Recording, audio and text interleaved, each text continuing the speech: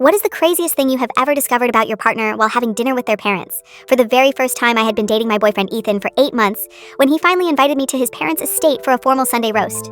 I was incredibly nervous because Ethan came from old money, and his family owned a massive real estate empire. While my parents were just normal high school teachers, I spent 3 hours picking out the perfect conservative dress and even bought an expensive bottle of wine to impress his mother. The second we arrived at their mansion, his mother didn't even look at the wine, she just handed it to the butler and said, "Put this in the cooking cabinet." Then she looked me up and down and told Ethan he should have warned her I was so petite, so she could have prepared smaller portions.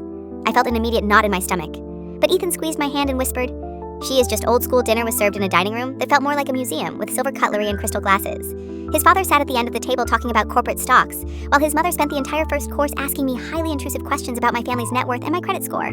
I tried to handle it with a smile and politely explained that my family focuses on education rather than investments. His mother literally laughed out loud and muttered how quaint. Then the main course arrived, and the butler placed a beautiful porcelain dish in front of everyone except me.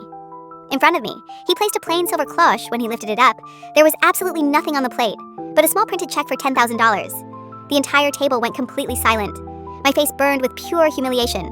I looked at his mother, who smiled like a viper, and said, "Dear, let's cut to the chase.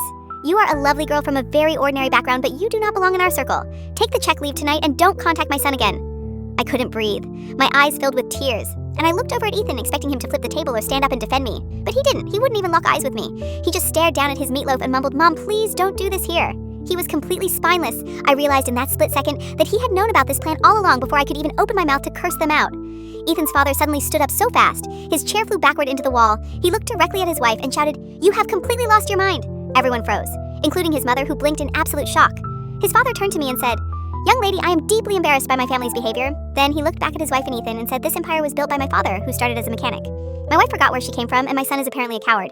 Then he walked over to me, grabbed my coat, and said, "Let me escort you out of this house. You deserve a real dinner." When he walked me to my car, he apologized again and told me I was far too good for his son.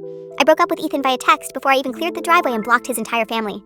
But here is the part I will never forget. 2 years later, I was opening my very first boutique clothing store and received a massive anonymous investment that covered my entire lease for 5 years when I finally tracked down the lawyer who handled the trust fund. It turned out it came directly from Ethan's father, because sometimes the person who enables the nightmare has a partner who will make sure you get the last laugh.